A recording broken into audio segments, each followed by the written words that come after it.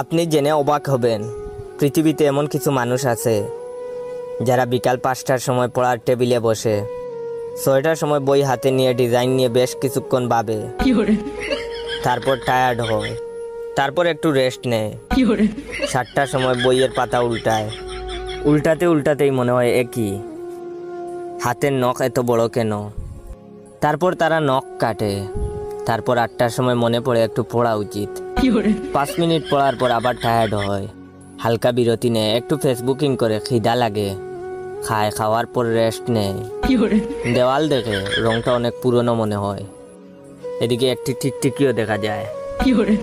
তারপর ঘড়ি দেখে 11টা বাজে, তারপর নিজের সাথে প্রমিস করে, কাল থেকে একদম পইরা উল্টাইয়া ফেলামু, এখন যাই জয় ভাইয়ের একটু টিকটক ভিডিও দেখে আসি। প্রতিদিন যারা এরকম করেন তারা অবশ্যই কমেন্ট করে জানাবেন।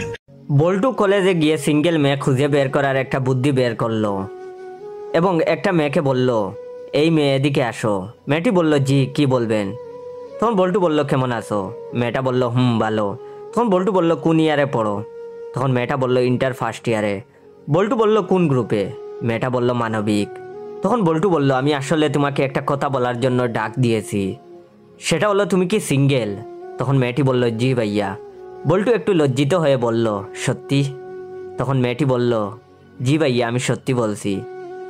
তখন বল্টু বলল, না মানে বলছি যে আমাদের কলেজে নতুন নিয়ম করছে, যাদের একটা বয়ফ্রেন্ড আছে তাদের 5,000 টাকা দেওয়া হবে, আর যাদের 2টা বয়ফ্রেন্ড আছে তাদের 10,000 টাকা দেওয়া হবে, এর বেশি থাকলে আরো বেশি টাকা দেওয়া হবে। স্যার আমাকে মেয়েগুলো পরীক্ষা করার জন্য দায়িত্ব দিছে, তাই বললাম আর কি। তোমাকে বলে তো কোনো লাভ নাই, কারণ তুমি তো সিঙ্গেল। তখন মেয়েটা বলল, আমার তো 2টা বয়ফ্রেন্ড আছে, তাহলে আমি কি পাবো? তখন বল্টু বলল, কি বলছো, তুমি না সিঙ্গেল? তখন মেয়েটি বলল, আরে না, ওইটা তো আমি মজা করে বললাম, আসলে আমি সিঙ্গেল না।